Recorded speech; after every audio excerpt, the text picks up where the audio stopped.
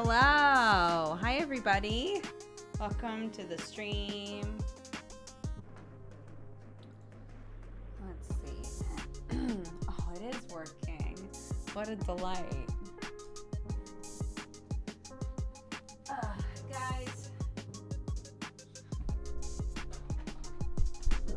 I bought a really comfy romper for myself today and immediately put it on basically the second I got home, and I have zero regrets about it.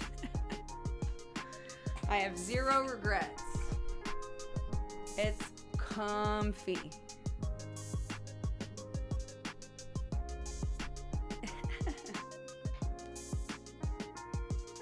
Let me redo my hair. I wonder if my mommer would make me a coffee. I'm gonna text her. She's gonna be like, "You literally just had a coffee?" ? Which is the truth. Maybe I'll say, "Can you bring me water?"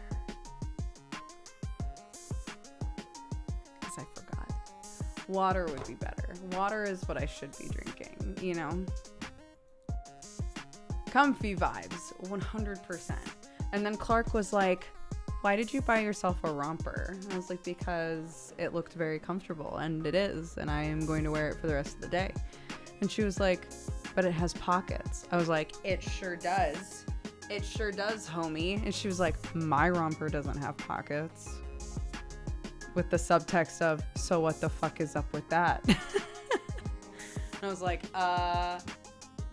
yes, true. She was like, "We need to put pockets on my rompers." It's like, you know what? Fair enough. Why the fuck don't your rompers have pockets? So these are the questions we should be asking. We can put pockets on your rompers, my love. That's something that we can do. Is Eurovision tonight? I literally never know when Eurovision is. Did you get any sleep since Neon Divide was cut short? I did. I got, so I fell asleep around 11-ish, because we watched the last couple episodes of Bridgerton. So, I went to sleep around 11, woke up at 1, and yeah, Neon Divide was only 2 hours long because VR chat was barfing. But,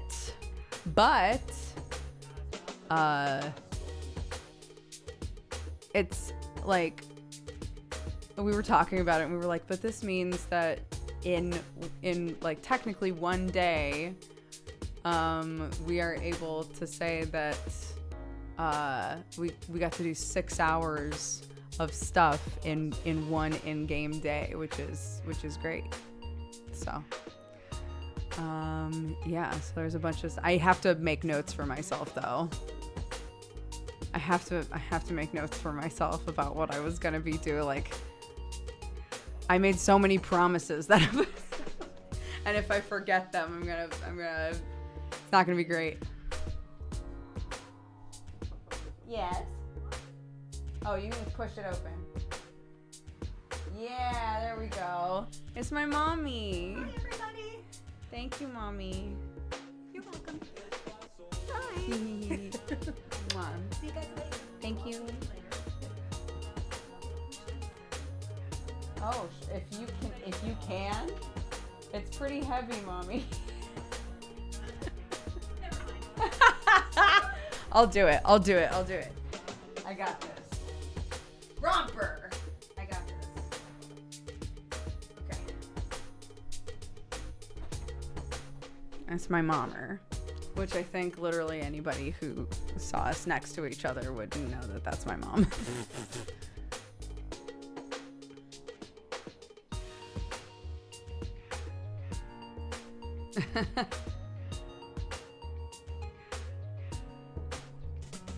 Right? She tried.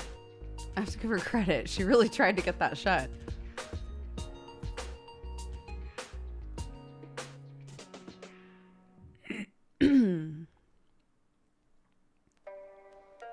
Where's the romper from? I got it at a little store that was near my brother and sister-in-law because the girls did Spanish class today. So. Oh yeah, this is why we joke that my mom is a warlock, or has made some kind of like weird deal with an entity. My mom does not look her age at all.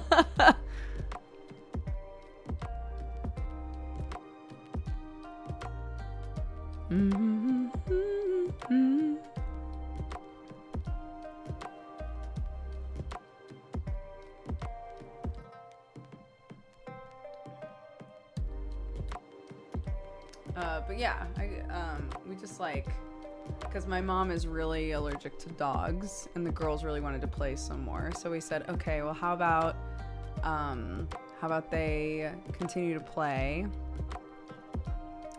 And I will take my mom to see some of the shops that are around here. So we went into one of them, and this was like one of the very first things I saw, and I was like, oh my God, that looks so comfortable. She's in her mid-70s. My mama. Coming up on 80.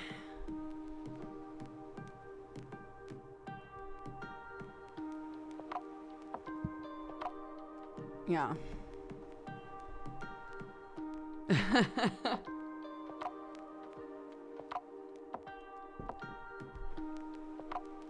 It's great. Look at all this room for activities.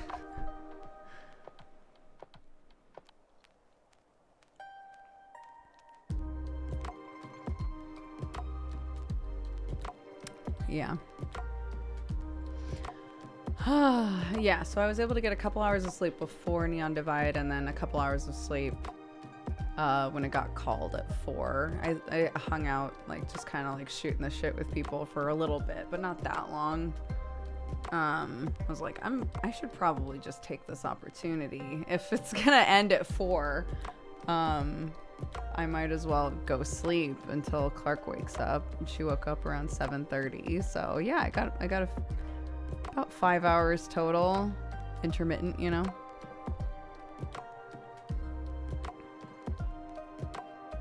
Time to zap a mofo with Spicy Moral. Spicy Moral is the funniest title for that.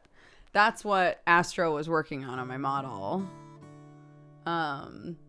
Is the like lighting effect and the shocking thing.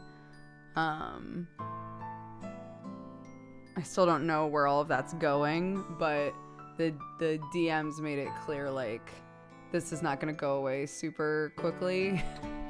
Or this is something that you have to sort of be creative to figure out, like, what's going on and how to work through it. It's a story weave for me, which is amazing. It's my first story weave. Yeah, so I went to Astro and I was like, can you make it look like I'm shocking things with my hands? And he was like, maybe. I've never had to do that before, but I can try. And he got really creative with it and made it so that, like, I have 2 toggles basically. I have a thing that I can toggle up to 100% that like how much I'm glowing basically, and then the other one is how much like shocking nonsense is happening around me. So 1%, there's like a burst of like electricity every like couple of seconds, but 100% is like it's just everywhere. It's crazy. But yeah, that's what Astro was doing for me. No, my dad is not here. It's my mom and my sister.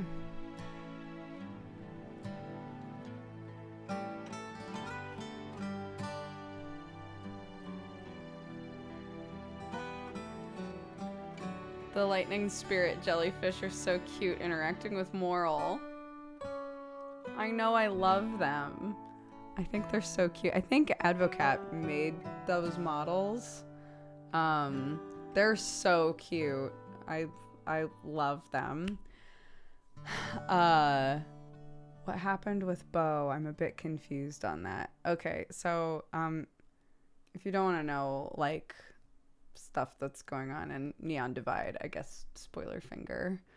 I'll try to like sum it up quickly. But basically, if you don't want to know Neon Divide stuff while the finger's up, please mute. Basically, so Bo was planted. Bo came out of the ground and was told either Sketchy suggested it or she was told to do this as part of like a story weave for Bo. But basically, like she just really wanted to come back, and so she like surfaced and had to do a roll, and it was decided if she rolled there was a scale of things, but if she rolled under a 5 on a d20, she would come out of the ground with complete amnesia and would not remember anything about her life or who any of us were or any of that. So she rolled a 4. And it was really interesting because I think there was like a trickle effect of like people realizing what was going on. If you watched Sketchy's POV, I knew that something was wrong when I said, "Do you want me to go grab you clothes from the house?" And she said, "The house?" Like she didn't know what I meant by that. And I was like, that's suspicious. That's weird, right? And she just generally seemed like there was no strong feelings toward interacting with anybody individually. It was kind of just like basic, like pleasantries with everyone and kind of like confused. And I was like, something's wrong. And then she got dressed. She came out of the water and she was like, "Wow, these are nice clothes." And I was like, something's wrong, right? Like these are literally her clothes. So I started asking her like, "Are you having trouble like remembering stuff?"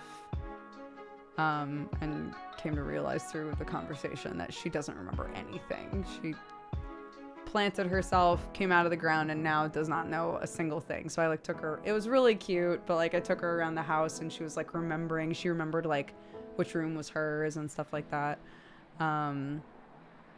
But yeah, when the session got called, she was like, "Oh my God, guys, I'm so sorry." Like, like I literally rolled a 4 on this thing. Like I had to just like break hearts every time somebody was trying to like interact with me or connect with me. It was very sad.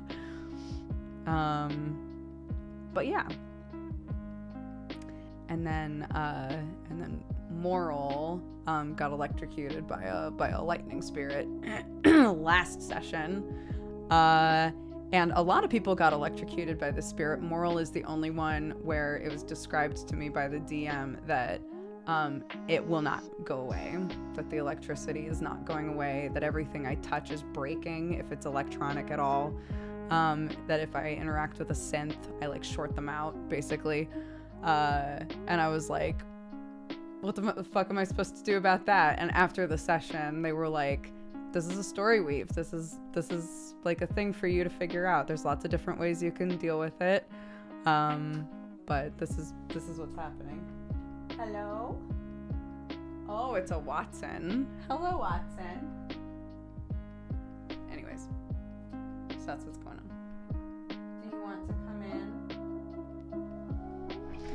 She wants to come in. Madam. Come on then. Come on then. Are you coming in? Okay.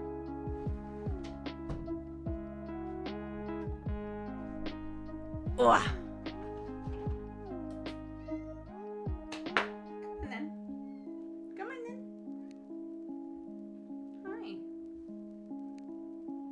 Come on. Come on. Come on. Come on. Come on.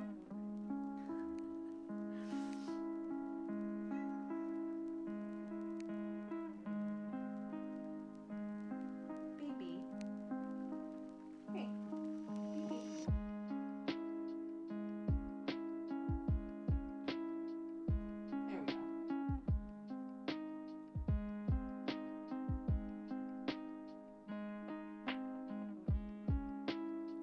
She has opinions. She doesn't know what the opinions are, but they're definitely opinions.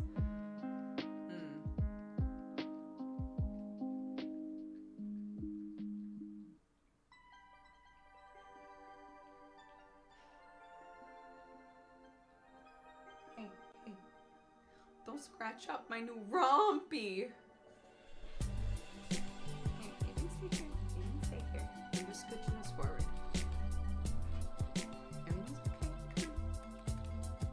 You're okay. You're okay. I'm just scooching us. There you go. There you go.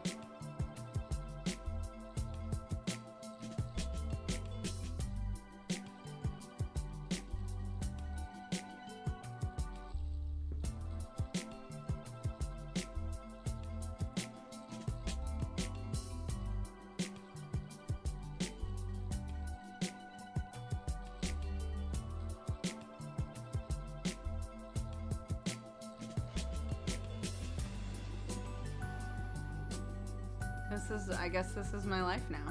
That's fine.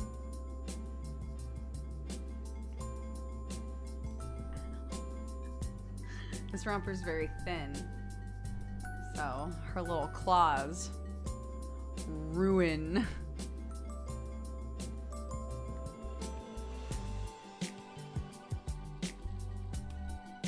You're trapped. I'm trapped now.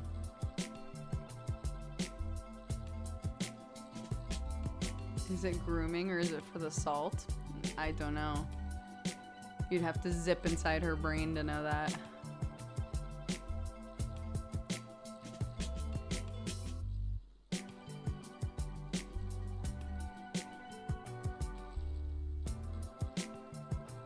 Gamer salt. Ow.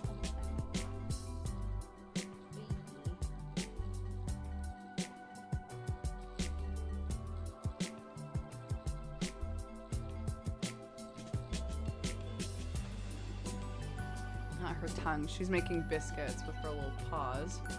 She's got them claws.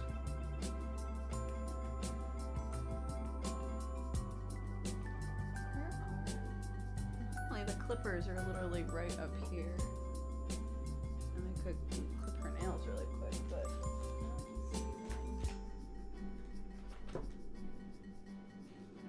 where did I put those? Where did I put them?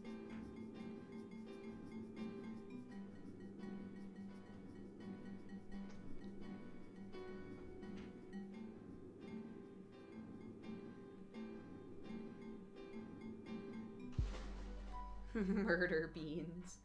Yeah, her murder beans are particularly sharp right now. And I would like to make them less sharp. Just a little less sharp. I'm not looking to ruin her. Hold on. Are you scooching off? Oh, I'm getting covered in hair.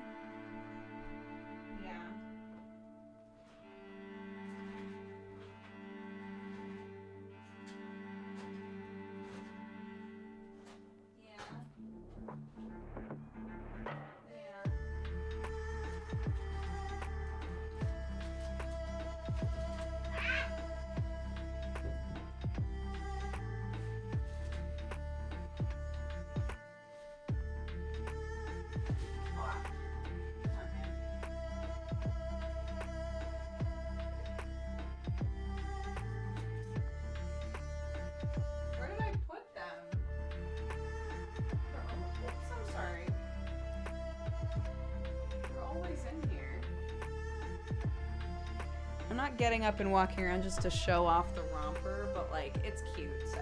Do you want out? Okay. Lay on here.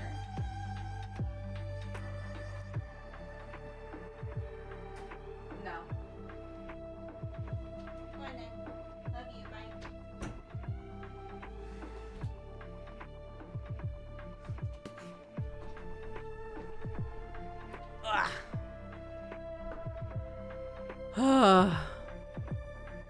It does. It does. It has pockets. And they have little ties. So if you're worried about the stuff that's in your pockets popping out, you can tie a little bow and then things can't come out as easily. Cute.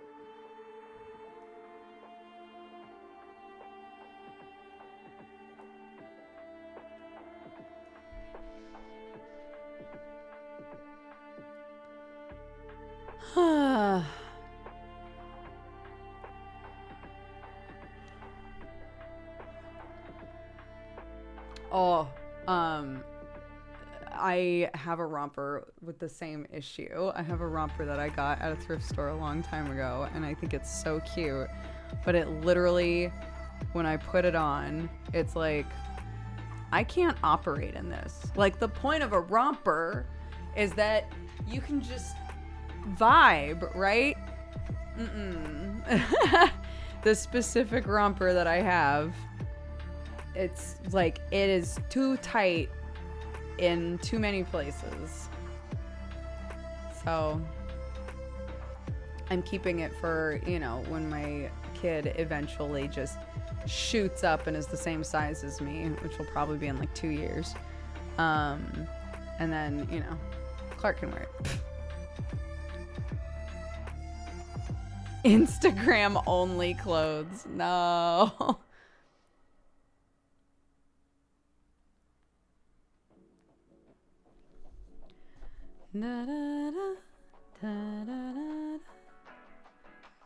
I'm actually able to sing today. I'm still not perfect. Like my speaking situation isn't 100%, but like I can sing a little bit.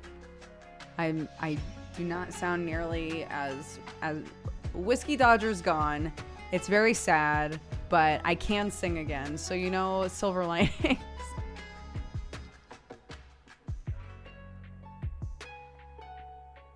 What happened? I have no idea. No clue. I don't know what happened. Basically, 2 nights ago, I started to, when we were doing deadbeats, my voice was getting progressively lower and lower, and I was having a harder and harder time talking, and I was like, I think I'm losing my voice.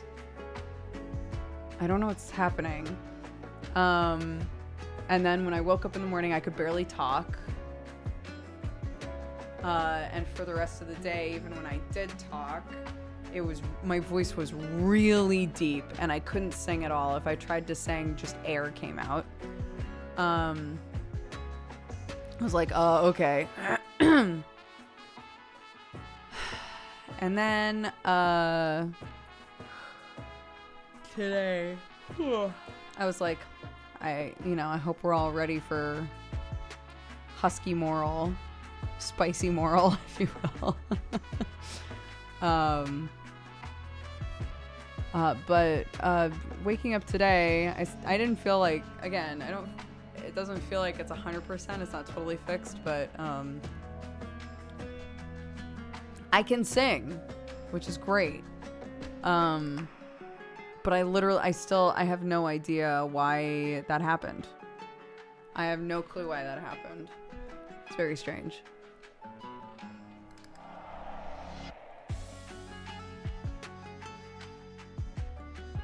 I woke up sick. My voice is not hot. It's just broken. I feel cheated. No! Unbelievable. Who do we write a strongly worded letter to?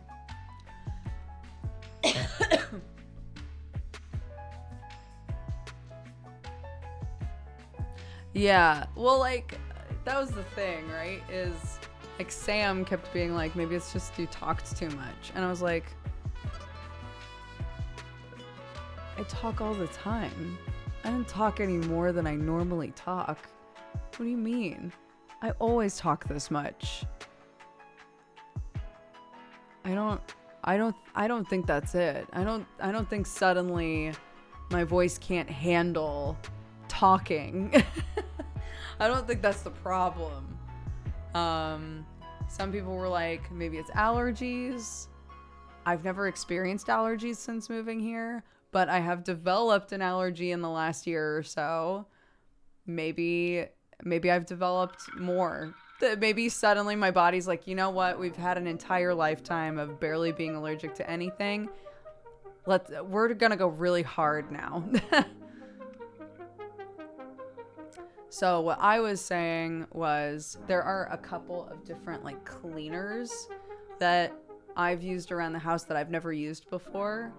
I don't use a lot of like really heavy chemical cleaners, but I was worried about, because my mom is allergic to so much stuff, speaking of allergies, one of which being cats, right? So we've tried to be really careful about the cat hair and everything. And before she came, I had like tried to like really clean everything, and used some products with that had like chemicals in them that I'm not normally around. And I'm wondering if that was part of it. That's the only thing that I can think of, is that I was like breathing in stuff that I normally don't smell or breathe. And my body was like, no. The government put out a pollen warning. A pollen warning? Oh my god. Might be one specific tree pollen. It might be. I should tell my mom that. Let her know.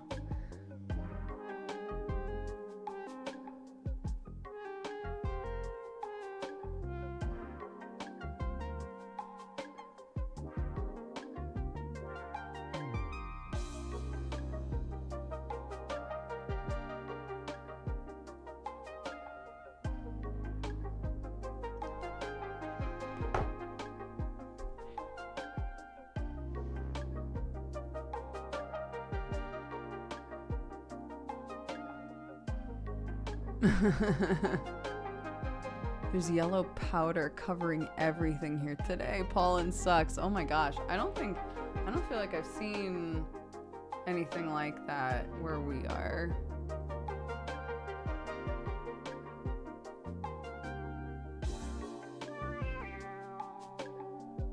They're labeled air pollution warnings? Oh goodness.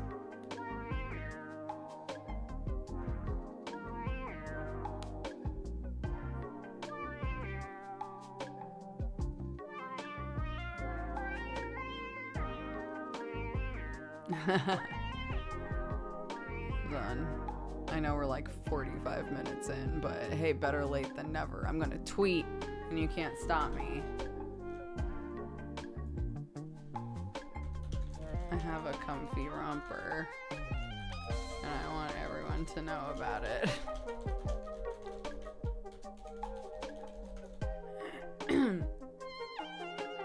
With no picture.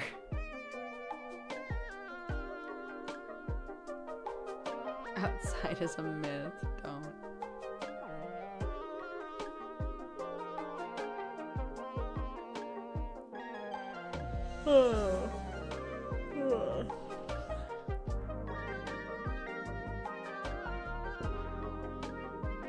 Yeah, if they want to see it, they can come to the stream, dabs.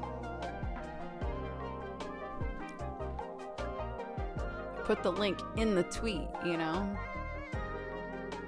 I was talking about that with Amariel because like there are a lot of people who, I think Sam doesn't, who don't put the link in the tweet, the link to the stream, because we've all been told, like pretty much every streamer has been told, if you put a link to an outside website on your tweet, they won't necessarily suppress the tweet, but they won't like show it to everyone. It won't have the same amount of reach. Which is why if you've ever seen people say like link in bio and stuff like that in their tweets, that's why. It's because they're hoping they'll reach people to just say like I'm streaming, and that the person will go to find their stream. It's been debunked. Why are we all told that? That's so weird.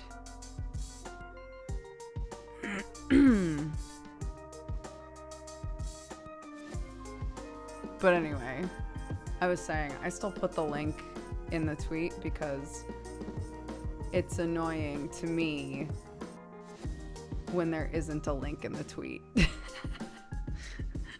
It's annoying to me when the link isn't there. And I feel like it's probably like a net neutral, right? If that was true, I feel like you'd probably wind up getting the same amount of people. Because if I see a tweet that says link in bio, I probably won't take the time to seek out the stream unless I like really, really want to watch it. But sometimes I'll see a tweet that's like, hey, I'm just like doodling a thing, and then a link, and I'm like, well, all I gotta do is click the link and I can go see what the doodle is, right? I think anything that's gonna like make it easier for the digital passerby to just like click and show up is gonna be best, you know. But algorithms on every website always have such obnoxious elements to them that I think when people are told do this in order to have more engagement, it's better to at least try to do it, you know. For a lot of people, they feel like it's better to just like try that and see if it has any difference or if it changes anything, you know.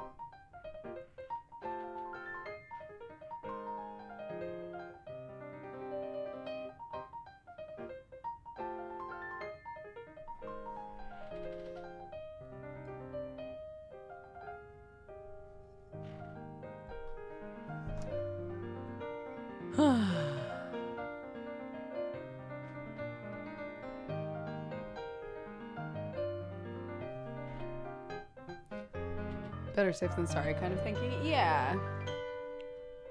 You know, I can appreciate that that there are a lot of people who try to, I don't think min-max is the right word, but try to make sure that every element of their job is done efficiently and properly, right? Like with a job like this, being aware of what is and isn't going to draw engagement is smart.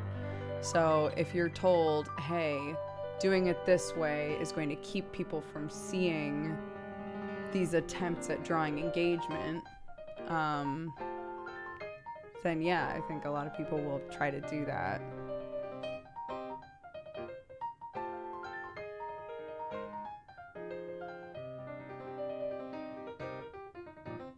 So, you know, it's hard. Yeah, that's the other thing, is it's hard, like, even if you're trying to like, even if you're trying out a thing in a tweet, you have to kind of do it quite a few times, because you never know when there's gonna be one that just gets clicked on a lot for whatever reason, right? That's just like that. To like figure out what the variable is that drives more engagement or not, like that's a job, right? Like that's like that's looking at a lot of data and information to figure out like, okay, what was the same across these tweets that got a lot of clicks versus these tweets that didn't, and all of that sort of stuff. Like it's not just I made one tweet that had a link and one tweet that didn't, and now I know for sure that the tweet that didn't have a link was the winner, and I should always leave a link out, right? Like you have to put in a lot of like groundwork to try and get the enough data to figure that out for yourself.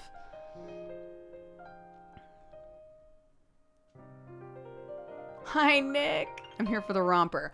Bro, it's so comfy.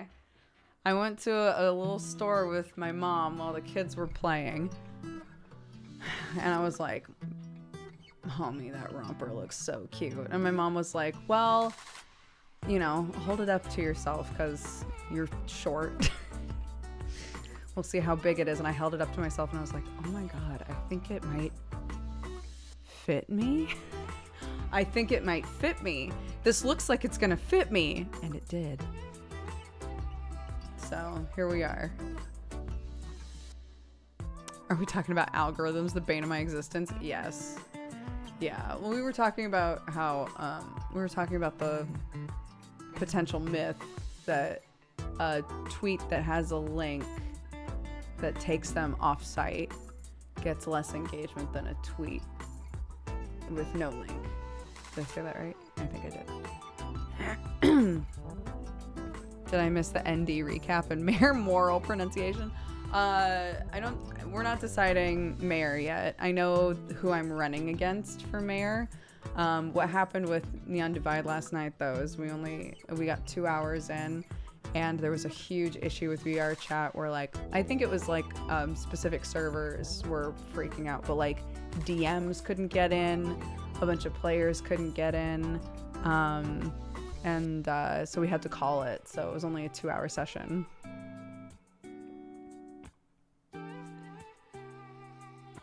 But it was good. It was a good 2 hours. But I was saying, like, I really need to, because we're going to pick off literally where we left off. So it's going to be a 6-hour, like, in-game day instead of a 4-hour day. So what we did yesterday is, like, technically the morning of next session. So I was like, I have to write down today everything that I did in the last session. I did record it, but actually when I took the headset off, there was a big thing that was like, you've run out of space. So I have no idea how much of it recorded. So I need to write down everything that I was gonna do, like.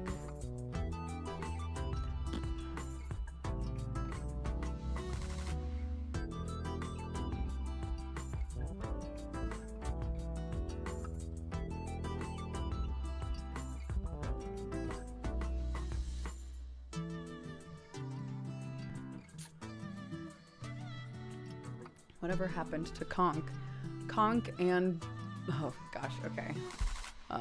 Spoiler finger again for Neon Divide. Sorry for anybody who doesn't want to know Neon Divide stuff. Conk and Bo were suspected of terrorism in the Undercity, and were asked to face trial, and they said if this is going to create a situation where, like, people in the it wasn't just them, it was also like Flint and Pebbles and like a whole thing, but they were like, if this is a situation where, like, us being around is going to cause a bunch of trouble for the Undercity, and for, like, everybody while they're trying to, like, get everything sorted and get things back to normal so people can just live their lives, then we can act out our own punishment, basically. And they planted themselves, which is something that the mushroom people can do. So in the grove, there were 3 mushroom people planted: Wisp, Conk, and Bo.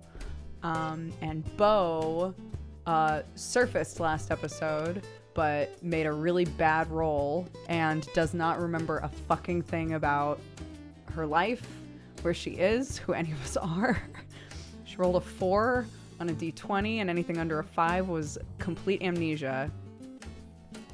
So we're trying to help her remember who she is, and figure out why she woke up, because we don't know that either. So that's what's currently going on. But Conk is still planted. So there you go. That's what happened with Conk. And Bo. Yes.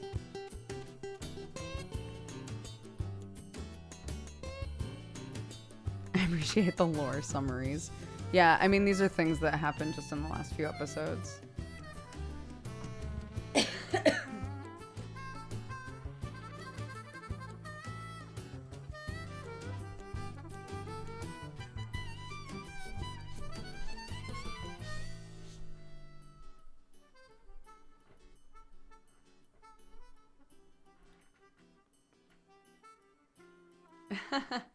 Yeah, for anybody who wants to see, because again, it was only like a 2-hour session. I was around Shale a lot, Andre, and I was around Bo a lot, Sketchu.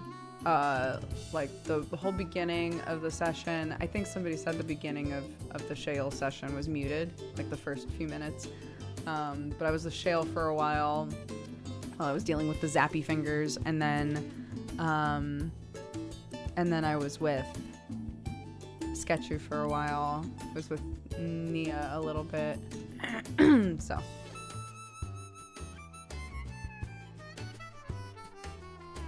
you feel like they might extend next week. We know they're extending. So basically, well, no. So what's happening is, we're gonna act like this is a 6-hour day instead of a 4-hour day, basically. So, every session is 4 hours. We were only able to do two hours of this last session. That is going to be treated as though it is the morning of the next session. So this session we just did and next session are all going to be one day.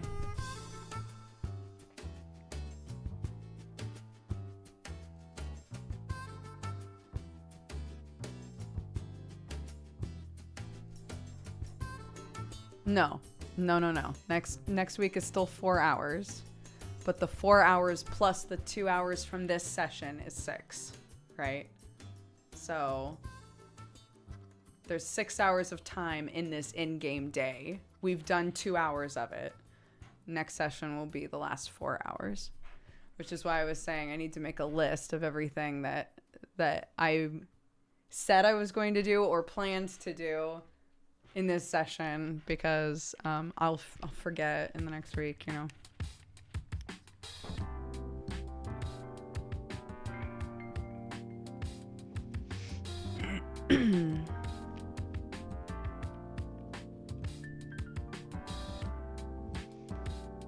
Is the world open outside of sessions? Oh, like, can people go on the maps? You can go on the old version of the maps. Those are all public.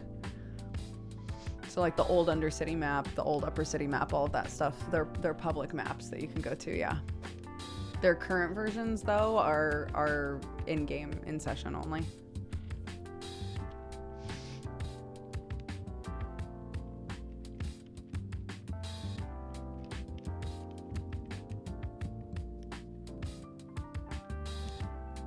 But people only play during specific hours. Yeah, it's not like... This isn't like something you can just like load into whenever you want. It's not like an MMO. Like, there are just always people there. They're like curated sessions that happen on Fridays for the players who are approved players and the extras who are approved extras. It's a whole thing. There's 4 maps. There's DMs on every map. We're all like, you know, whitelisted to be on there and stuff. Yeah. So we only play on Fridays for 4 hours. Otherwise, unless you are staff, I believe, or part of like the QA team, you cannot go on those maps unless it's like game time.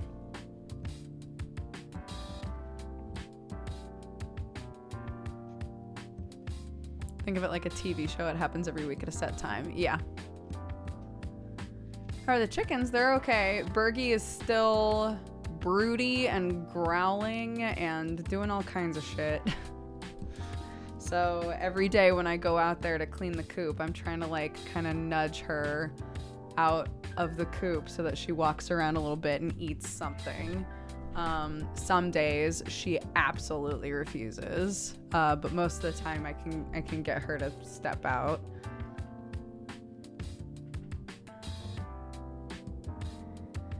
Yeah, she just, you know,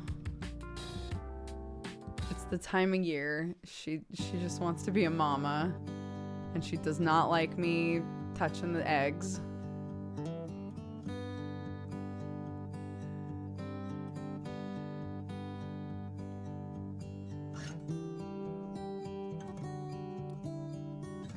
It's totally normal. This is a totally normal thing that happens with chickens sometimes. She's, 'tis the season. Her body is telling her that she's meant to be like protecting these eggs and sitting on them and helping them hatch and becoming a mama. She doesn't want anybody touching the eggs. She doesn't want anybody else in the coop. She refuses to leave, refuses to eat. Like instinctually, her whole body, her whole everything is telling her to just sit on the eggs and not do anything else.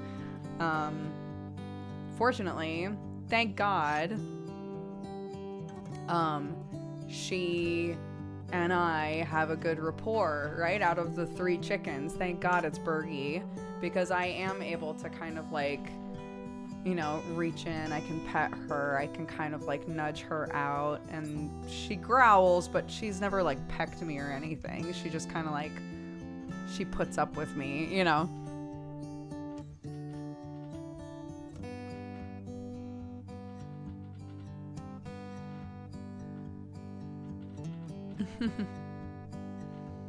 You know, so other people, other viewers and other people I know that raise chickens have said like, yeah, sometimes it can last quite a few days.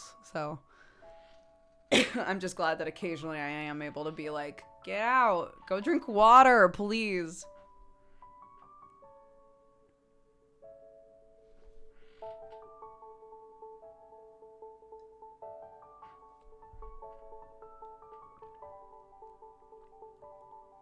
What does a growling chicken sound like? You know how chickens kind of do like sort of like trilling noises? It's that but lower and meaner, and you can, they're like, her feathers fluff up. You can tell she's like, go away.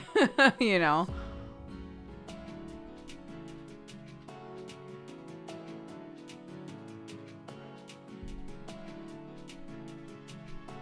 What are you gonna do? Yeah, it's her inner dino.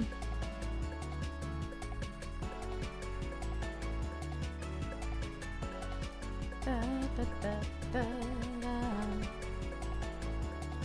Mm-hmm. Mm-hmm.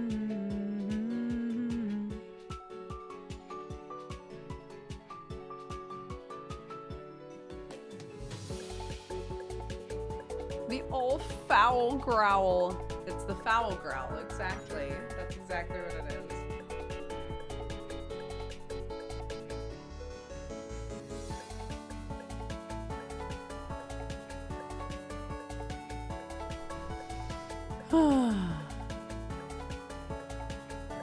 I know, people have asked for chicken streams a lot.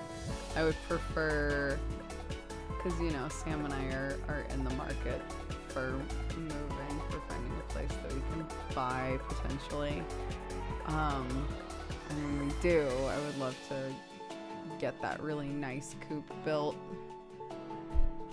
And then it would be a lot easier to just, like, set up a little like camera in the chicken run and just do a stream from there. I think that would be really fun.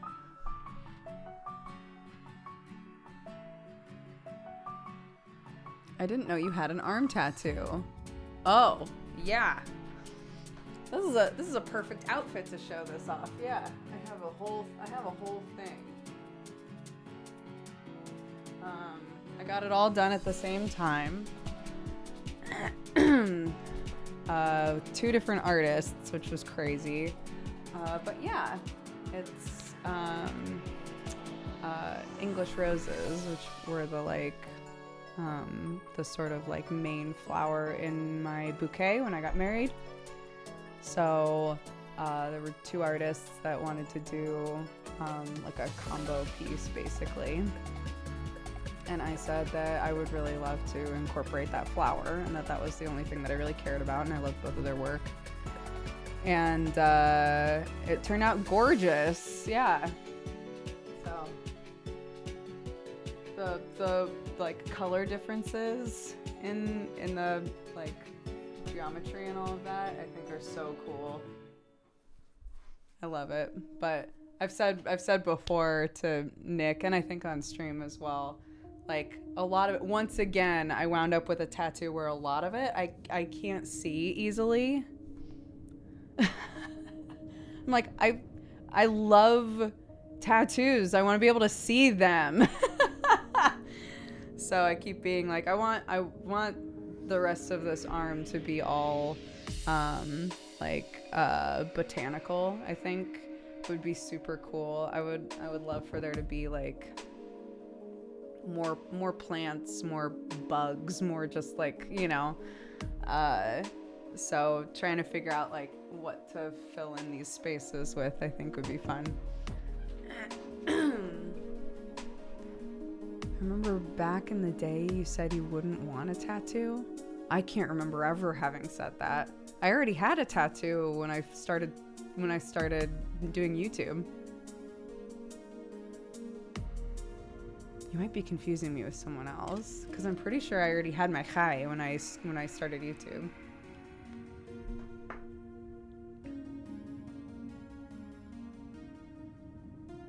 I want mushrooms. I do want mushrooms. Yeah, I think that it would be really fun to have some mushroom tattoos. Mushrooms, moths, ferns. Love all that shit.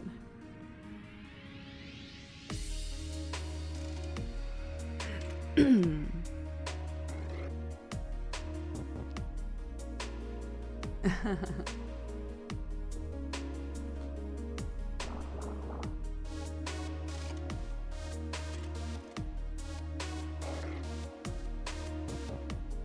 remember a thing about not wanting tattoos before the wedding because of wedding photos. Oh, that might have been a thing. I might have said that I didn't necessarily want to get any tattoos on my arms before the wedding because I didn't know how it was going to look with my dress, and I did know how it looked without the tattoos, and I liked the way that it looked without the tattoos. So I didn't want to fucks with that.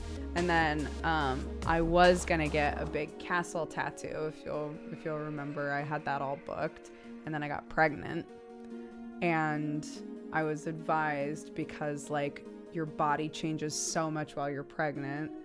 I was told like to wait until I was done with the pregnancy and everything to get a big tattoo, because your body basically does this huge shift and then another huge shift after you've given birth.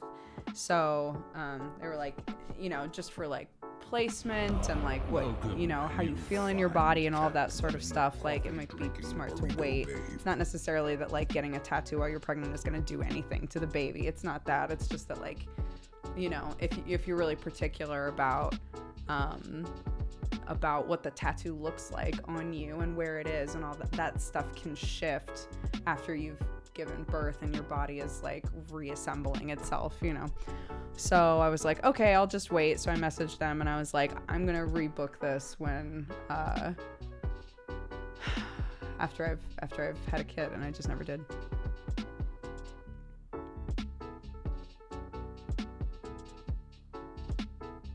It was, yeah. So this tattoo was by I think they still go by Castle Bassus, but I'm not sure. They do like these really beautiful intricate castles. I was like, I really want one on my leg. I wanted it like on my lower leg, this little castle, and I wanted there to be a black dragon on the castle or flying around the castle.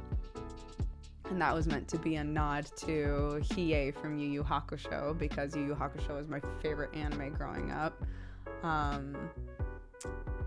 So it was going to be the like Kokuruyuha, the like black dragon that's on Hiei's arm in the anime. I thought that would be like a really fun thing. So that was the plan. That's what that tattoo was going to be.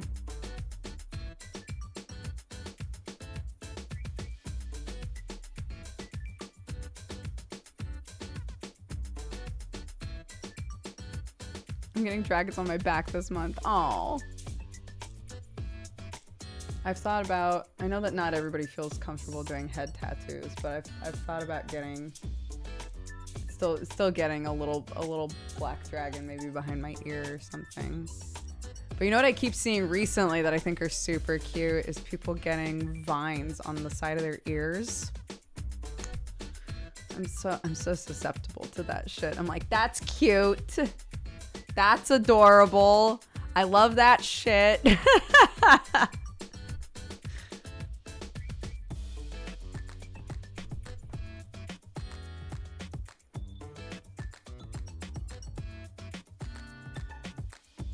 Yeah, it's really cute. Like little dot work, like leaves and shit, like on the sides of your ear. Fuck, I love it.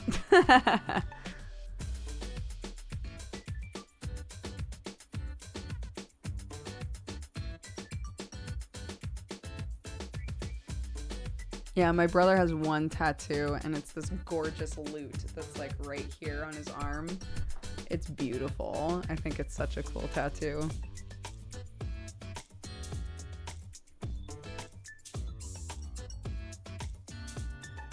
I want ear tats. Me too! Yeah. I also want finger tattoos. I just, you know. I've got lots of life left to do all these things.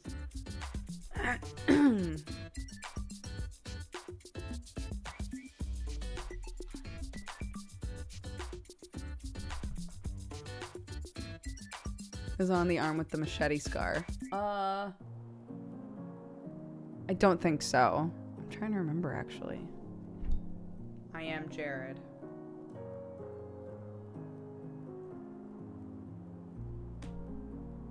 I don't think so. I think it's this one. Has a USB tattoo? Oh, it's awful. But it's on the side of my finger, you know, and the sides of your finger have like terrible fallout. You can't even tell that I got a tattoo on the side of my finger. But the sort of stuff that I really like are on the tops of fingers.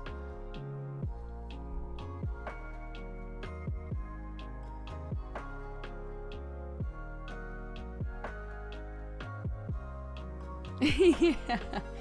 One of Sam's best friends is a Royal Marine, and all of his tattoos are just like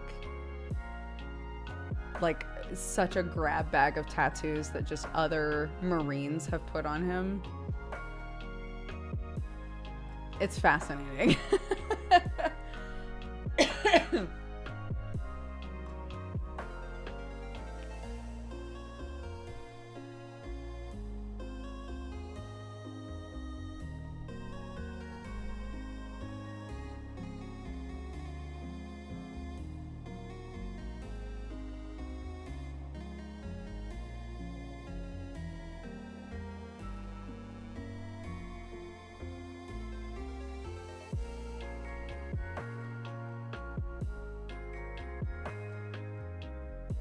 Fart knuckle tats would be beautiful.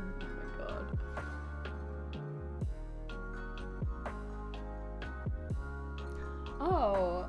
Oh, I mean, I don't feel like that's an issue. They said, I love white ink tattoos. I love when they fade. It looks like a scar, but everyone tells me not to get one and that they can yellow. Like, I guess mine is a little more yellow, but like, it depends on your skin tone, I guess, is probably like the most important thing, but mine, I think, really just looks like a scar. Like, yeah, it's a little yellower, but like, that doesn't mean it doesn't look like a scar, you know?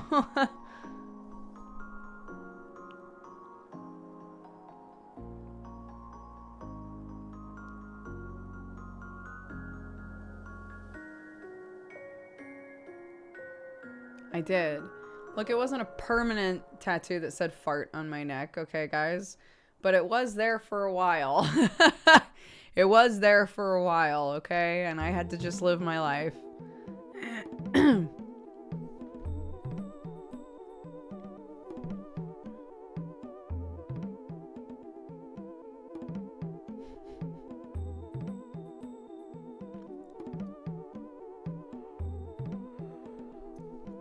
It heals as your skin tone on top of white.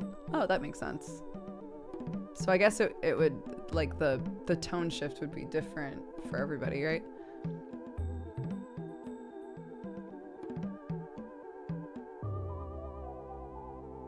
Which I guess is always the case with tattoos.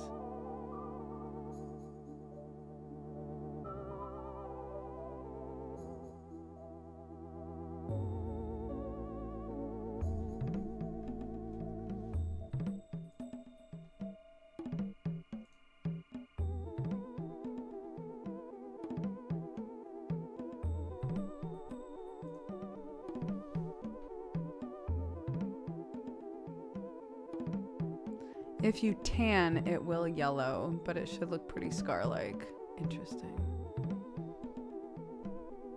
One thing I don't miss about playing MMOs is alt-tabbing and not realizing I typed www into Twitch. That happens to me all the time. When I'm playing Final Fantasy 14, I have a click to mute, click to unmute keybind for Discord, so that while I'm playing, if I need to mute myself in Discord really quick to talk to chat while I'm playing, and then unmute myself, because I'm always playing with Terry, right? That I just have that keybound. But what winds up happening sometimes is I'll use the keybind, and then I'll go to start moving, and I won't move in the game, and I'll realize it's because for some reason, sometimes hitting the keybind pops me into Discord instead. And I'll start trying to move, but instead I'm just typing in Discord. I'm like, fuck. Stop it.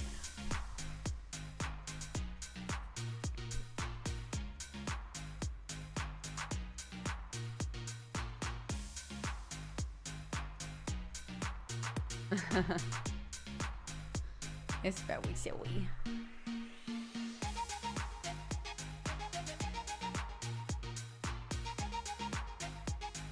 I do mostly black work. I think people just forget with white ink tattoos that it doesn't sit on top of your skin forever.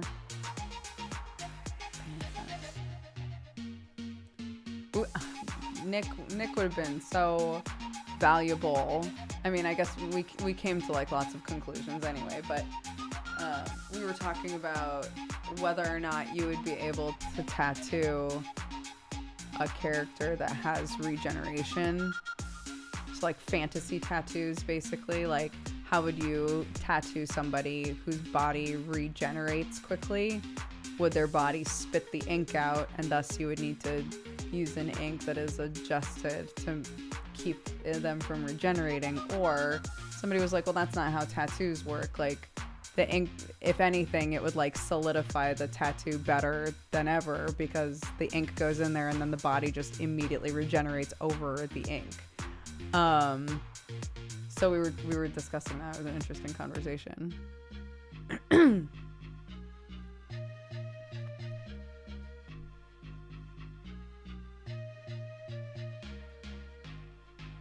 Yeah, in the end I think we settled on like it would be up to your DM, and it depends on like what the creature is and how it regenerates, because like Sparkle was in chat, and Sparkle was like, well, in a lot of vampire stuff, their body spits the ink out because their body is resetting.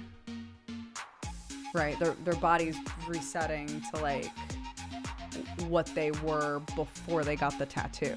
So the ink is ejected.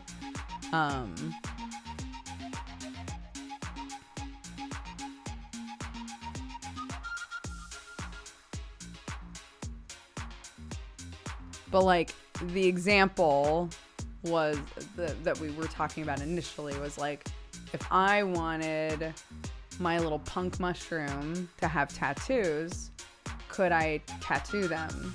I don't know. Because you can literally chop off an arm and it will grow back, right? So scars, there wouldn't be scars necessarily unless they are of a specific magical nature. But yeah, it's interesting. If they regenerate from the outside in, the ink stays. If it's from the inside out, it pushes it out. I'm a plant. I don't know what that, I'm not sure which one that would be.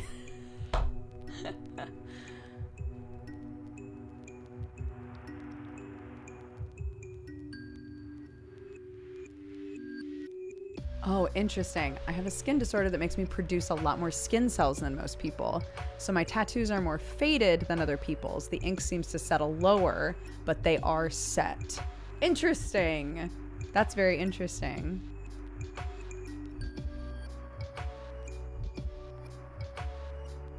What about body piercings? So Moral has piercings because I figured once you've stuck it in there, if I pulled them out, if I pulled the piercing out, it would just heal, right?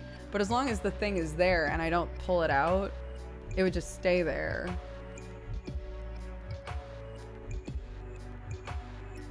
That's been how I've operated with the piercing thing.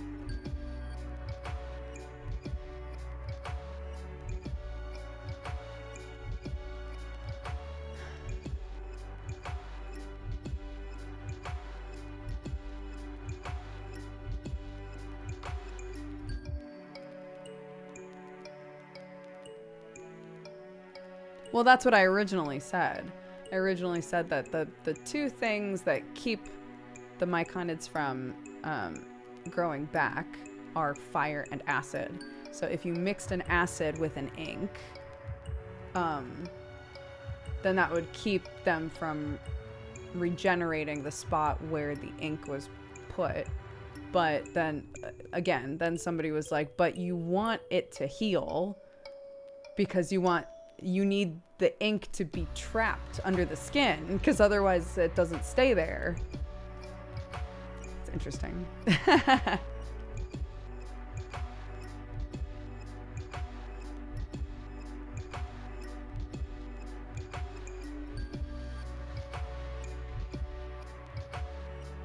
People also mentioned branding. Yeah, like if you used fire to like do something. But like the fire is gone after the brand is there, right? And then the brand is just a scar that can be healed. In my opinion, I don't know. Again, I think that might be like a DM call.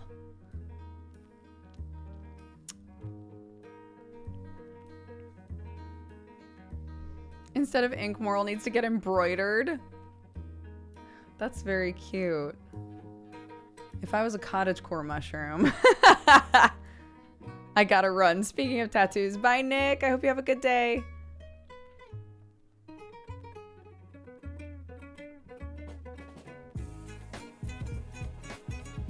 How do you not age? Are you a vampire? Yes.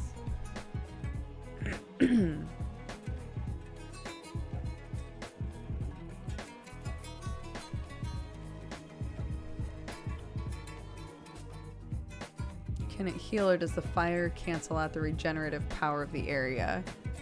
I think it's...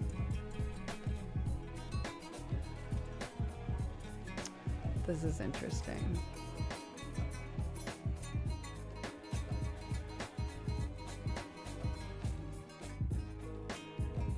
Right.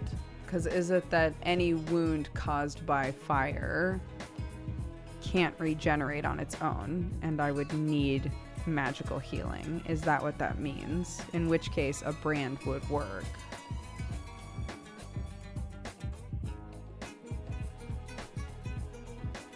Because I've always thought of it as if it's active fire, you cannot regenerate while there is active fire, right? So technically, like, you could this is morbid. You could burn one of us to death, right? Is the idea.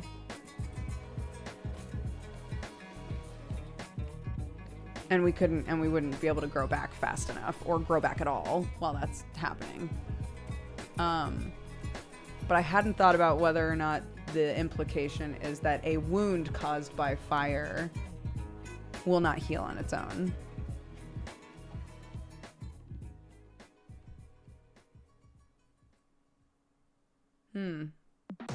Interesting.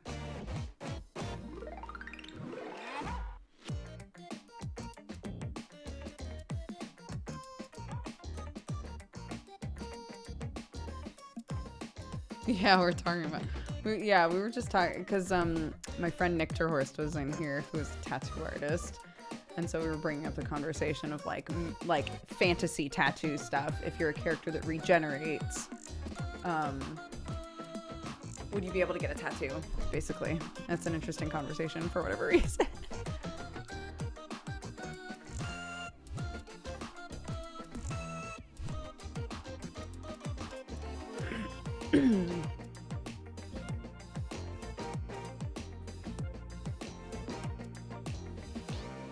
Does Joe's vampire have tattoos? I don't think so.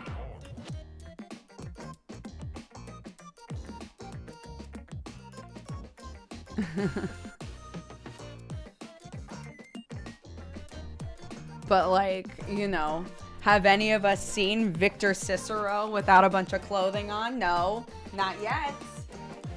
Not yet. So who knows? Like maybe.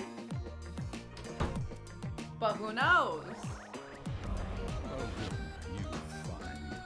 I avoided the question of whether or not I'm a vampire. I'm pretty sure I just said yes. I did the opposite.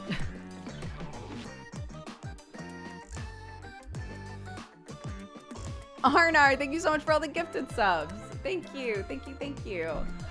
If you were gifted a sub, please take the time to say thank you. It's very generous.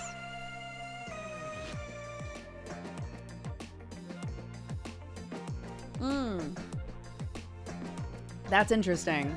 I think the idea is the fire kills off whatever cells are responsible for localized regeneration. So if their hand burned off, they would have to amputate further up and it could regenerate from there. I think that's very interesting. I would love for that to be clarified. I'm going to write that down. I want clarification on that. How does fire damage work? Question mark. I need to know this now. We've talked about this too much.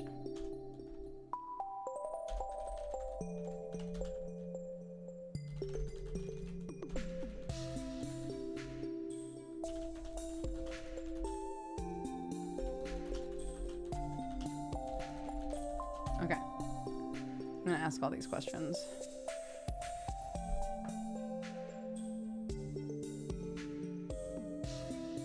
To return with more water.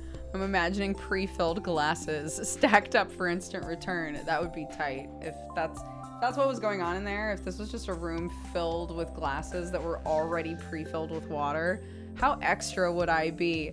Look at the rest of my office. I could have spent that time doing so much other important shit that would make my life easier, but instead I would have spent like an hour just filling up glasses with water. I love that. I love that reality.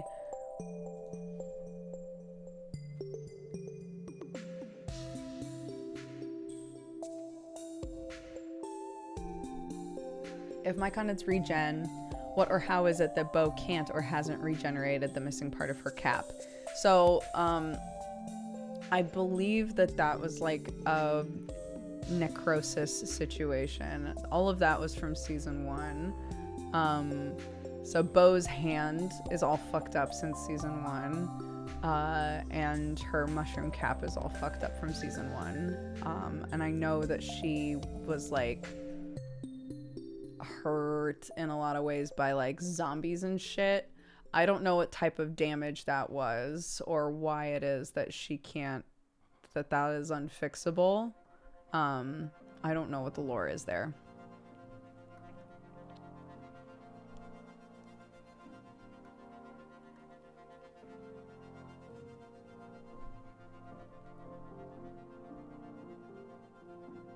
Secret bartender behind the door.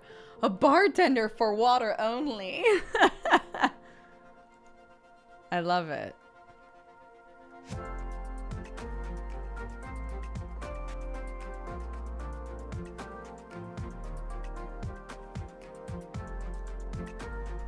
I always found it weird in pretty much any fantasy setting to have the means to heal that somehow fire and acid or other magical means somehow prevent healing. So I'm in this situation specifically. Oh, successful mod emails are going out now. Hey, that's great. We've chosen new mods. Thank you to everybody who applied to be a mod. We appreciate it very much. Sorry, what was I saying? Oh, so in this specific situation, I play a mushroom character, which is why like things that sort of like burn away, I think are the two things that we are weak to because we are plant matter, right? We're like,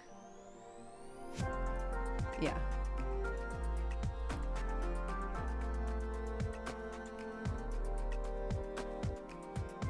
More mods for the singular mod brain cell.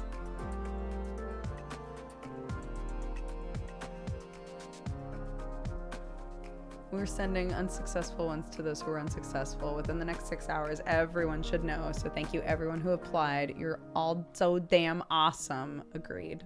I appreciate it. Thank you very much.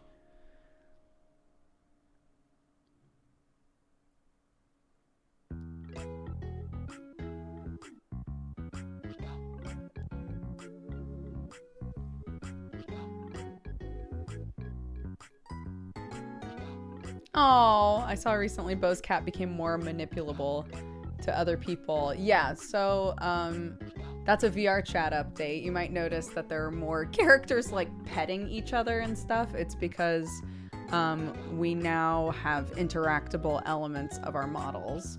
So Sketchu went in and made it so that you can interact with the mushroom cap and like move it around and stuff. It's very cute. Pretty much every character that has like dog ears, cat ears, whatever, if they have interactions on, you can like touch their ears, you can touch tails.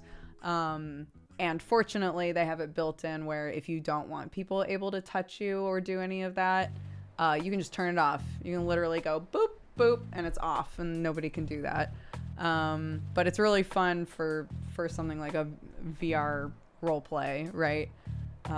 Because there are like a shit ton of animal characters, so it's fun being able to like pat them and be like, oh, their ear moved when I patted their head. That's so cute, right?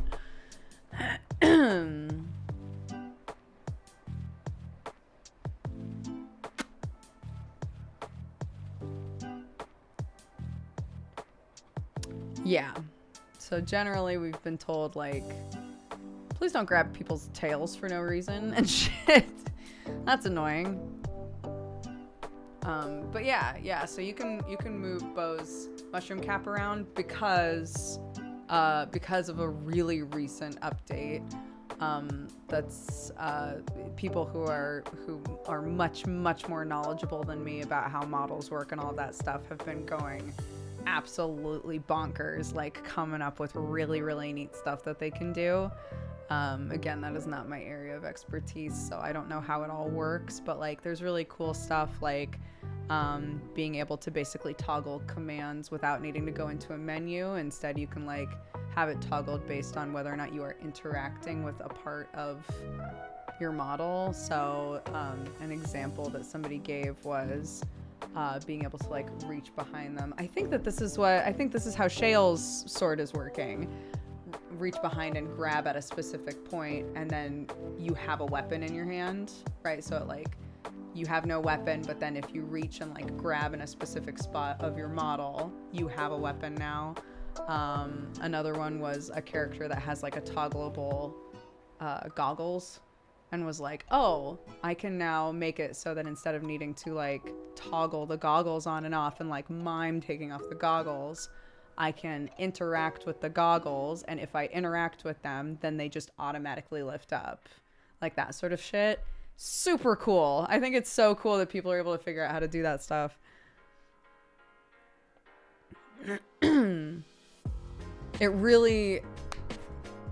It feels too overwhelming for me to learn, to be honest.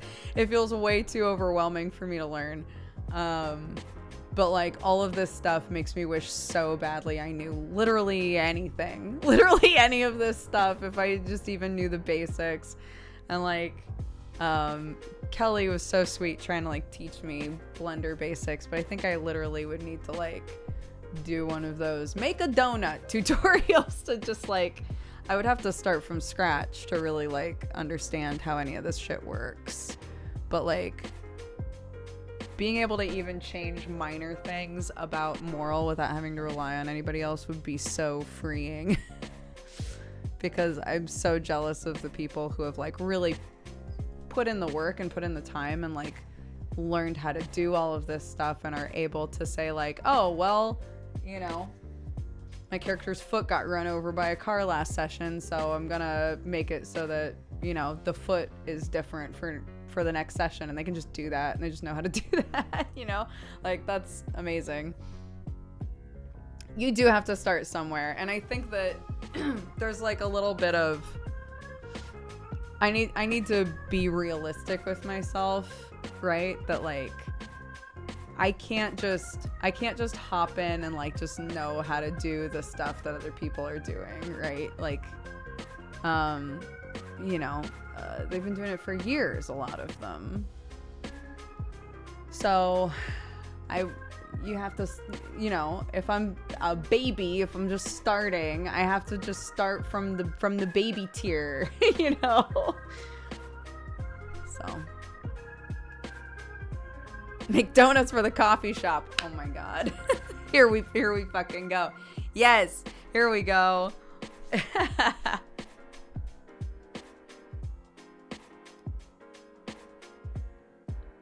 Or an arm that got chomped last session.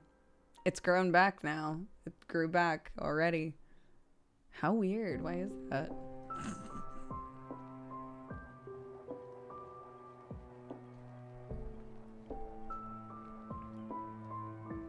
People always ask that. If Moral got cut in half, would they regenerate and make a clone?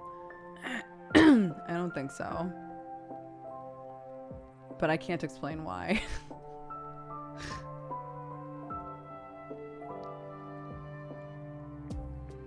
Fish eyeball donuts. Bro, we gotta be able to get fish first. This Kraken's eating all of our fish, dude. Fishy coffee off the menu for too long.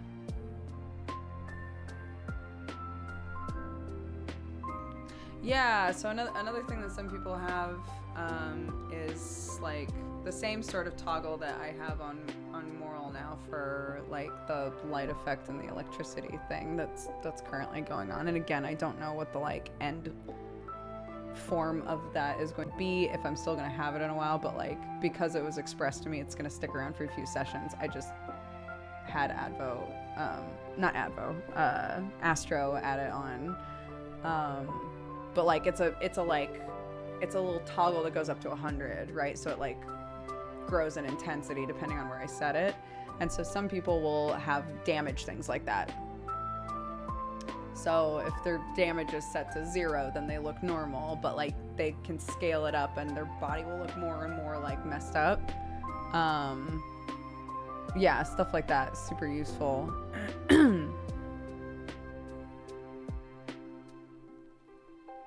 Does the character have a soul? You could say the soul can only inhabit one body. So that's what I've assumed. Not necessarily like a soul thing, but that the sentience that the myconids have is difficult to pass on, right? So like,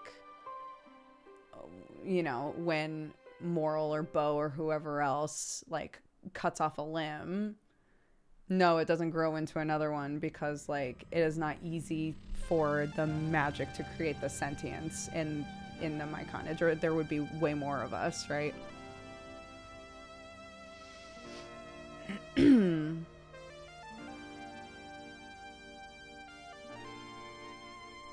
you see the person with a live fish in their head? Fishbowl? Yeah, Fishbowl's had a fish swimming around in her head before when she's in her like small form.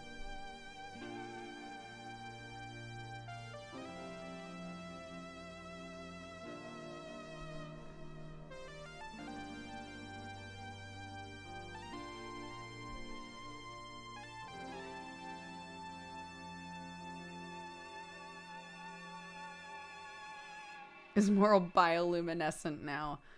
Basically, Moral's like spoiler finger for anybody who doesn't want to know. Moral got like absolutely mollyrocked, like electrocuted by a lightning spirit, which I don't think we've ever seen lightning spirits in the Undercity. There are little jellyfish lightning spirits that have shown up now recently, just in the last couple of sessions. And I saw it and I was like, whoa, what is this? Right? Because Moral's very curious about shit. It zapped Moral and I was like, do it again. And it absolutely fucked me up. Like electrocuted the shit out of me. And the DMs were like, yeah, you are constantly spawning electricity from your fingers. I was like, I'm sorry. And then a character, one of the characters that's like part synth, was like, oh, I can just like, what's the word for it? Discharge that for you. I was like, okay. So they did, and the DMs were like, you get electrocuted too from all that, but yeah, it seems to have gone away for now. And I was like, oh, great. But it was expressed to me again by the DMs that like it was slowly coming back. And after session, they were like, yeah, it has not gone away. It will get worse again over the night. It doesn't hurt, but it's like electricity is constantly coming from you, basically. And I was like, cool. They were like, this is a story weave for you. So this is something that Moral has to figure out how to deal with. And whatever way Moral wants to deal with it, there's lots of different things you can do. But as for now, you are constantly producing electricity until you can figure out how to deal with that. And I realized, sorry, finger still up. I realized how fucked up that is after the session was done, because I was like, I can't do my job. Because when I went to use my radio, I was like, DMs, if I use my radio, what happens? And they were like, you go to reach for your radio and it explodes, basically. I was like, nice. So I realized, like, oh my god, anything that I touch in the mushroom house that uses electricity, I would break. I can't open the door to the cafe because all of the locks are electric locks. I can't get into the cafe. I can't use the cash register. I can't use the coffee machine. I can't use the stove. I can't interact with any synth characters. Like, this is extremely limiting, right? I was like, fuck, I'm fucked. What am I gonna do? So yeah, that's what's going on with Moral. I don't know how that's gonna end. I don't know what the like final version of that situation is, but for now, there are a bunch of little electric jellyfish things that think I'm pretty cool, and I'm never completely not. I'm always producing a little bit of electricity at least. So trying to figure out what to do about that. But anyways, there it is. That was it.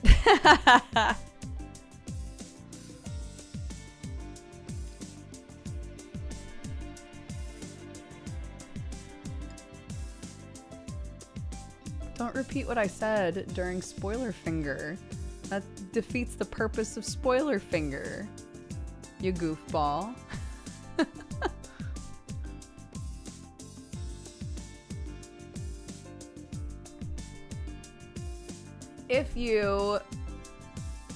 If for whatever reason you would like to ask me anything about what's going on in Neon Divide, and I don't address it during stream, and you want a just like full-on answer about shit, we have a Neon Divide channel in our Discord.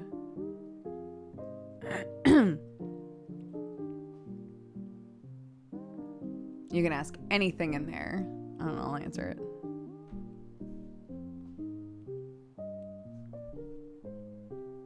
Yes, yeah. You can ask anything about Neon Divide in the Neon Divide channel. We have a TTRPG Wild West channel where you can ask about any of the D&D games that I'm in. So, I love to answer those questions. What is Neon Divide? Okay, I'll keep it really short. It's basically a virtual reality LARP that I am in. It takes place in VR chat. There's a bunch of maps. There's about 150 people that are in it. And every Friday we all log in and we play weird little creatures in VR, and it's very fun. And I'm a mushroom person.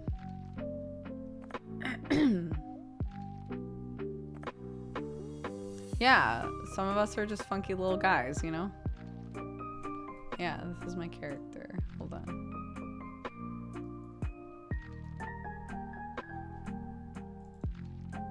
I will show you.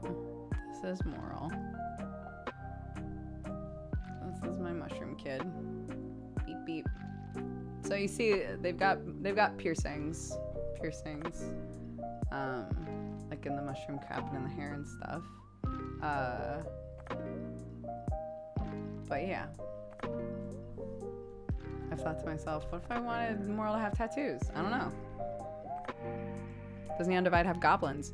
You can be just about anything in Neon Divide.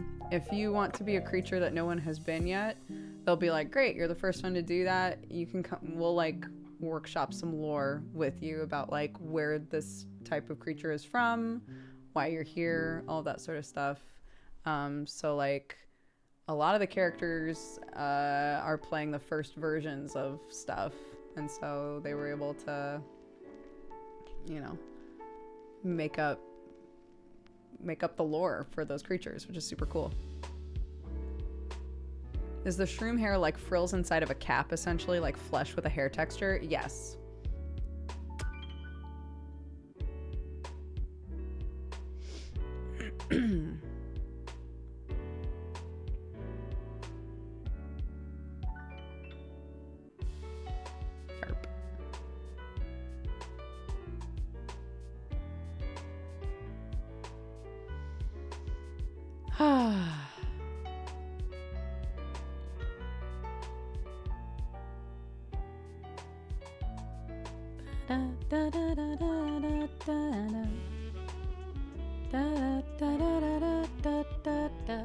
How do DMs keep track of players and storylines? Well, every map has characters that live on that map.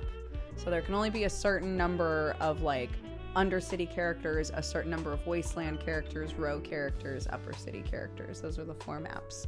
Each map has a certain number of people, and each map has a certain number of DMs. You don't have to stay on your map, but your DMs are the ones who are gonna know your character and your backstory and what your like the stuff that you are working on. It is in your best interest, if you're doing something important, to keep the DMs abreast of that, to message them to be like, hey, I did X, Y, and Z. If you want to see like exactly how I did it or what I did, I'll show you clips from the VOD or whatever. But like, this is what I did last session.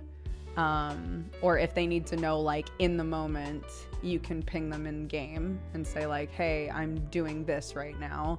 I don't need a roll, I'm just doing it, right? And if you do need a roll, they'll let you know. But but yeah, so like I can of course go to the Wasteland, I can go to the Row, but my character is slotted into the Undercity and I live in the Undercity. I am an Undercity character. And we have 3 DMs and they all know my character and know what's going on with them. And if I go to one of the DMs and say like, hey, I really want to do this, or I'm planning on doing this, or hey, I did this in the last session, they will let the other DMs know so that everybody's on the same page.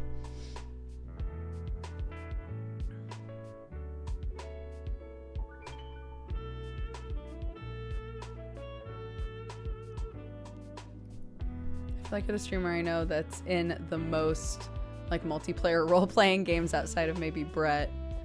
Oh, I think I know people who are in more than I am. I would honestly, I think if I wasn't doing the parent gig, I would be in more. I've been asked to be in more recently and been like, I think I would be overextending at that point. Because I'm currently in Hellions on Mondays, Godforged on Sundays, Deadbeats on Thursdays, and Neon Divide on Fridays. I don't think I can do more than 4. I think I would overextend. But like, if I wasn't doing the parent gig in the mornings, I probably would do more of them. Parent RP is a big commitment. It is, yeah. And it's fun. It's so fun being a parent, dude. It's great. It's not for everybody, but it's so fun, I think. My mom has spent so much of this trip being like, I cannot believe how patient you are. It's just like, you have so much patience. It's actually insane. Like, thank you. I'm glad I can use this patience for good and not evil.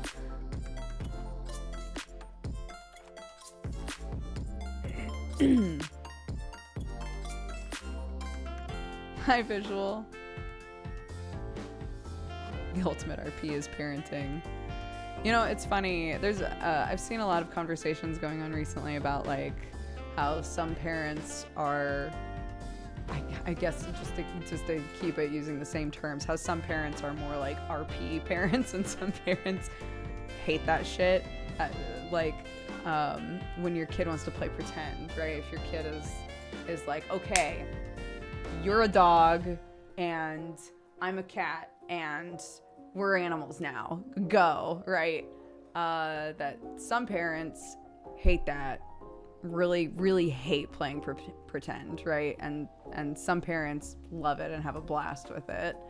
I am of the opinion that you do not have to be a play pretend parent, and you can still be a fantastic parent, and it doesn't matter, right? You can be I facilitate the playtime, I facilitate the pretend, I will support, I will get the things out, I will help you set it up, but like I really don't enjoy doing that. I think that that's fine, right? I think there are lots of ways to engage with your kids and play with your kids without having to do the pretend thing if you hate that, right? I love it. I love it. I love when Clark comes to me and is like, you're a dinosaur now. I'm like, you fucking bet I am. Hell yeah, I am. What kind of dinosaur? Tell me everything. What's my lore? You know? Welcome, you. And and again, I think that's totally fine. 50? Dojums, what? Holy shit, Dojums, thank you so much for the 50 subs.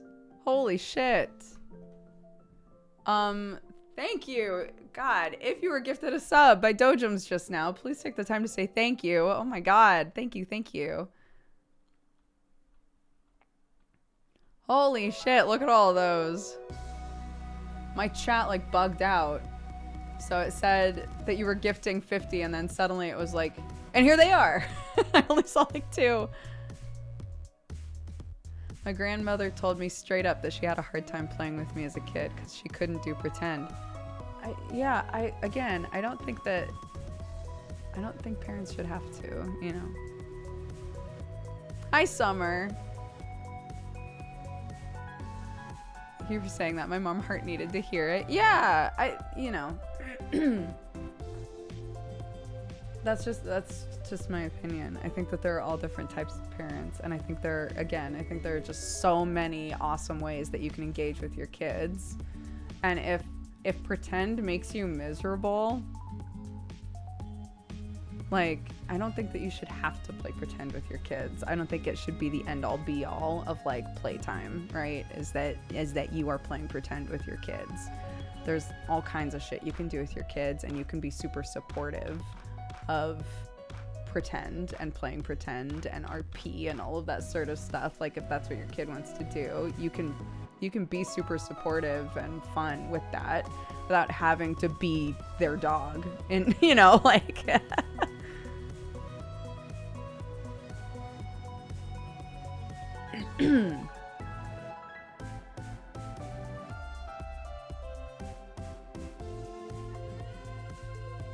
yeah. Anywho, thank you again, Dojums. That's very kind.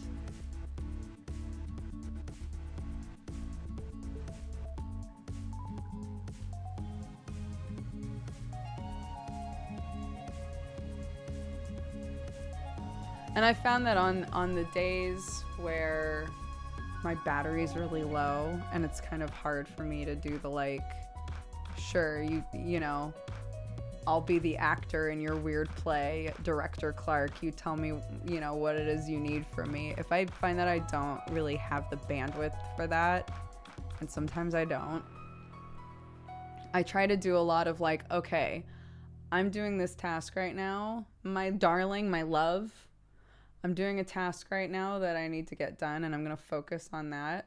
And once I am done, I promise you, I will do this activity with you for, 10 or 15 minutes. The key is, though, you have to do it, because like you can't like back out on it, right?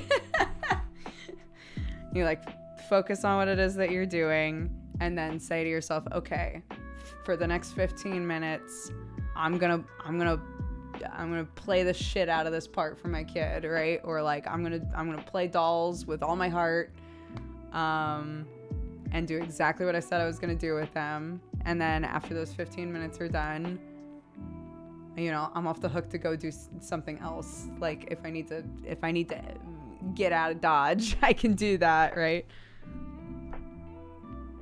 Because they have incredible. Clark brings up shit Clark brings up shit from like 2 years ago sometimes, and I'm like, what the fuck? They'll remember if when you say, yes, honey, I'll play with you when I'm done with the dishes, or yes, honey, I'll play with you when I just need like to finish my coffee. They will remember if you consistently don't actually follow through on that, right? Like you have to follow through. You gotta kind of like respect what you've told them for them to respect your time, you know? So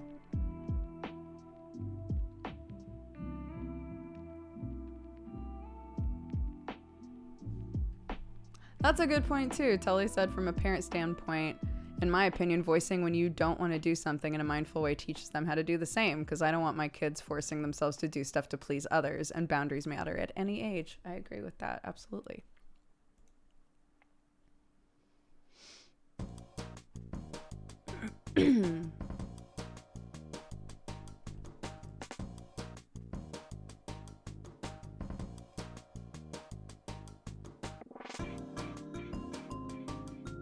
Was she going to learn that people back out all the time and don't follow through in the world if not from you? I should certainly hope that as her mom, I am not the person she learns that from.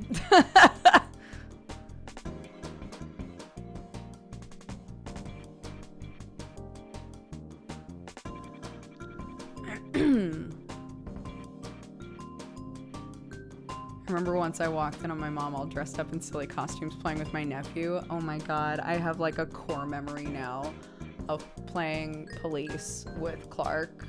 I was on her like weird little car. I can't remember what they're called, but like those little cars where you like wiggle the handle and it makes them go.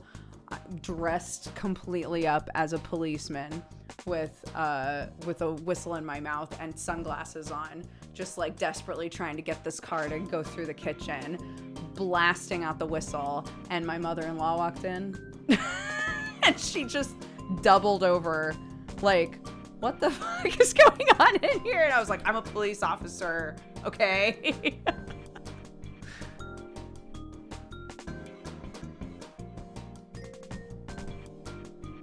I'll remember that forever.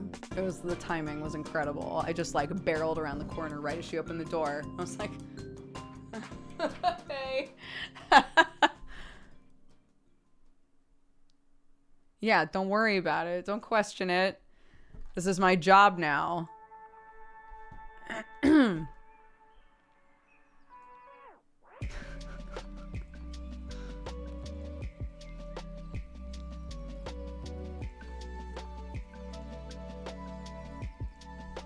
All right, let's open some stuff here. We're coming up at to the top of the hour.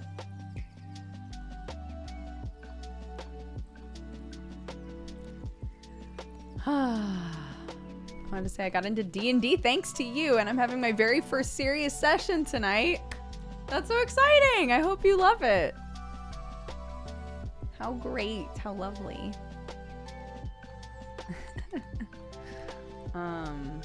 Amazing. Thank you so much for hanging out with me today. For anybody who missed it, my mom and my sister are in town. So next week, they're still here for all of next week. We're probably going to try to fit in a few things in the week.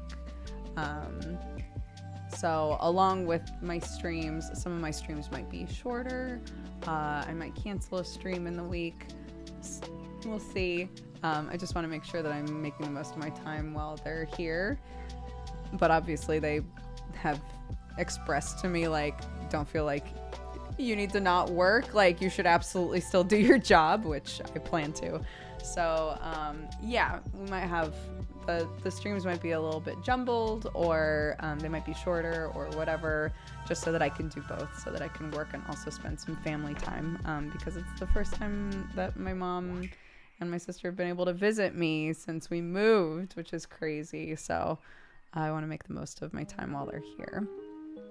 But yeah, so tonight I don't think anything is going on. Tomorrow, no stream, but I will be on Godforged, which is on Joe Fudge's channel, which is a very fun D&D game where I play Fabia, the little chaotic rabbit. And then Monday, we might be going to London. Might be going to London on Monday. So there might not be a stream on Monday. It might just be Hellions, which is one of the other D&D shows that I'm in. So I will keep you guys abreast once we have decided exactly what it is that we're doing. If we go to London on Monday, then I will do an extra stream on Wednesday. So we'll get it all sorted. But anyway, Raid Leader is open if anybody would like to do Raid Leader. We had a Valentine just now from Akabara that says this Valentine goes to all of the mod candidates. To those that made the cut, congrats. I look forward to seeing your new swords. To those that didn't, you're still amazing, awesome people. You did great to get as far into it as you did. Keep being the amazing you that you are. And Periodic Hale says, I just wanted to say every SMD stream is like a warm blanket on a rainy day. Special shout out to King's Warrior, whose presence never fails to brighten my day. Oh, how sweet. What sweet messages. Thank you all very much for being here. I appreciate it. Skeleton, thank you for the 2 years. Happy anniversary. Thank you very much for the support and the love. And Ali Rose, thank you for the 22. Lil Barry for the 23. Tactful Valkyrie, thank you for the 21. The Buzzard for the 25. Juice Box Shark, thank you very much for subscribing. Welcome to the Cat Gang. I hope you're having a lovely day. Barry Carlian, thank you for the 15. Jolly Pope for the 5. Tomlinson for the 93. Unnamed Trans Girl for the 21. Rats Off to Ya for the 78. Chiyuku for the 71. Karate Eagle for the 6. Cornish T Rex for subscribing. Welcome to the Cat Gang. Thank you so much for the support. Arnar, thank you for the gifted sub. DML for the 6. Michaelanio for the 51. Andrew Detchanu for the 6 years. Happy anniversary. Thank you very, very much. I hope you're having an amazing day and I appreciate the support. Arnar for the 5 gifted subs. I appreciate that.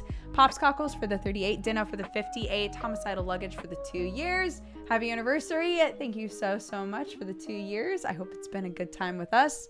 Dojums, thank you so much for 50 gifted subs. Thank you, thank you. If you were gifted a sub by Dojums or Arnar or anybody else, please double check who it was and take the time to say thank you. People have been extremely generous the last couple of days. I feel very honored. Thank you so much.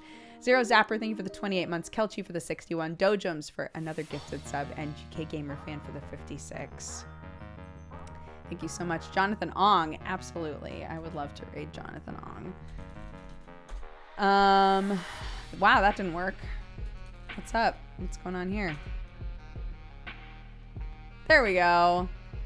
There we go. There we go. Go say hi. Spread love, spread joy. I hope you're having a fantastic day. I hope the rest of your day goes great. I appreciate you being here very, very much. And I'll see you on some D&Ds. Or I'll see you probably on Tuesday. Okay? 'Cause I'm going to be doing some family stuff. So check out the games if you want to, if you're looking for something to watch. And otherwise, I'll see you in a few days. Bye-bye, guys.